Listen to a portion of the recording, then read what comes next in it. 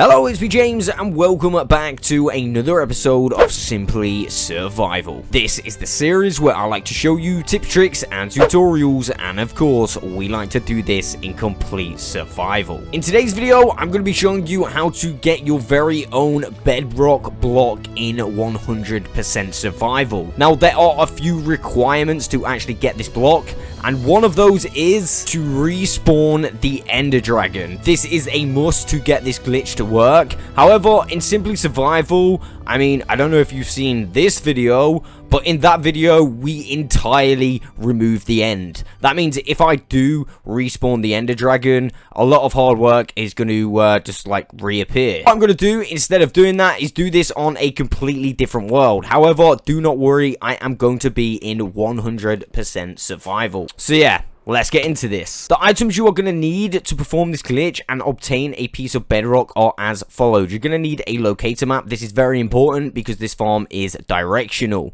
Bring yourself some arrows and a bow so we can destroy some end crystals. I bought 15 end crystals. This will give me a few spare. We're going to need 6 pieces of redstone, 10 pistons. I do have a few extra ones here as well. 32 buttons, again with a few extra ones. You're going to need 1 piece of TNT per execution of this farm, so yeah, as much TNT as you want. I'm just showing you this once, so I only need 1. I've got 16 pieces of obsidian. Again, there is a few extra there, and I've also got half a stack of endstone with a these are basically just holder blocks. I also need a pickaxe so I can remove some blocks as we go. An efficiency 5-1 would be a lot better though. Once you've got all of the items, come to your main end island, and you're going to want to come to the fountain in the middle. You can see I'm standing in a specific area, which is the northwest area. I've also gone ahead and cleared out a little bit of space underneath the portal. You do not need to clear this much out. I've just done a little bit of overkill. But again, we're going to be working on this block, which if I look, I'm standing in the northwest side, which is the northwest block. So we're going to be starting work here. Once you're confident that you have the right direction, grab your piece of obsidian, or should I say 2 pieces, and place them there like so. On top of that one, just here, place an end crystal. Now what we need to do is remove this piece of bedrock. And how we're going to do that, I'm going to place some holder blocks just here. I'm going to place a holder block like that, and another one. And on those holder blocks, we're going to place 2 pistons facing the end crystals, like so. On the side of those pistons, let's press some buttons, or place some buttons, should I say. And if we press them, they won't actually do anything. To get this to actually work, you need to save and quit. So once everything's ready, we can go back onto the world we just saved and quitted out of. And then you should see we can actually push them along. So we'll push both of our buttons, and now that end crystal is in the perfect position. I'm going to grab my pickaxe and remove everything but that end crystal. So I'll be back as soon as I've done that. Now the plan is to remove these portal tiles just here, and we're going to do the exact same process. So we want a block there and a block there. We're going to need to place some pistons on the top of those blocks facing the end crystal. So that's 1 and of course 2 with some buttons on the side. Remember, we need to log out before pushing it. If we were to push this button now, it will end up in that middle one, and then we'll have to place another crystal down. We don't want to do that because it would be a waste of a crystal. So I'm going to save and quit. I am then ready to go back onto the world and push the buttons, allowing us to move our crystal. So let's push that. Okay, so it did what I really didn't want it to do. At this point, I'm going to just remove that. I'm going to remove this piece of fire as well.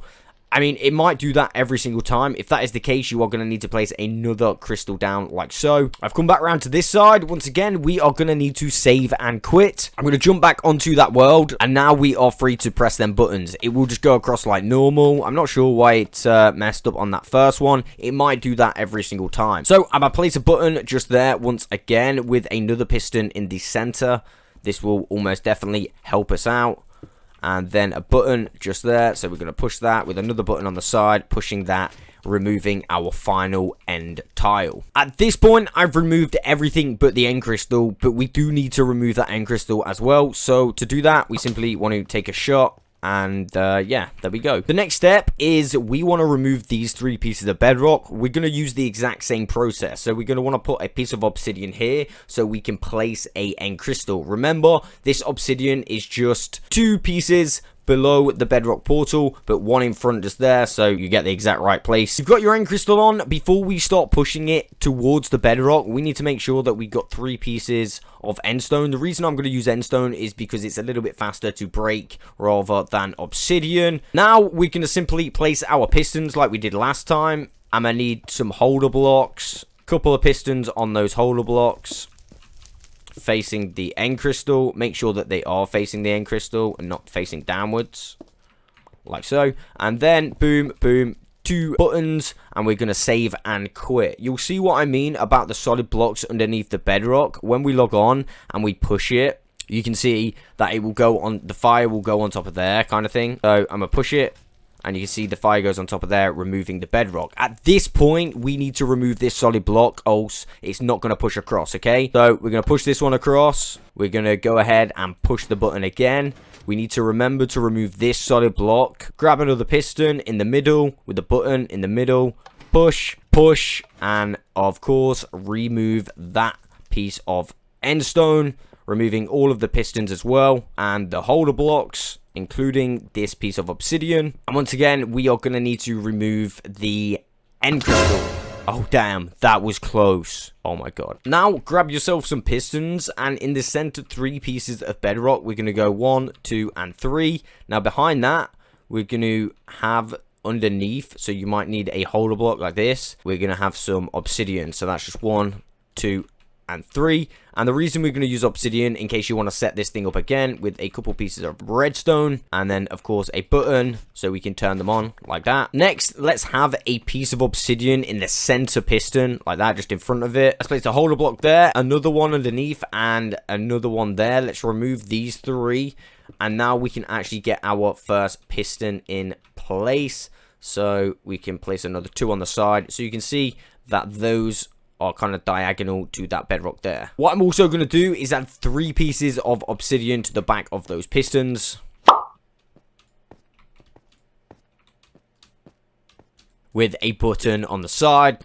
Click the button just to double check that it's working, and we are good to go. I'm going to remove any holder blocks that I may have placed. At this point, I'm going to place a TNT with a button on that piece of obsidian that we placed earlier. Last thing that we need to do is add 3 pieces of obsidian with 3 end crystals on top. Now just remove the obsidian, and this farm is ready to get some bedrock. I am going to save and quit and make a copy of this world in case anything goes wrong. Now, if you are not a realm owner and you're doing this on a realm, of course you're not going to be able to do this bit, which is kind of unfortunate, but you can just set this up again, which is not a massive it's not a massive grind. It's a little bit grindy, but it is easily possible. At this point, I'm going to want some easy access to the top of the portal, because we need to respawn the ender dragon. Once we respawn the ender dragon, we are going to want to jump down there and press our button. Now, there is a little bit of timing. You can see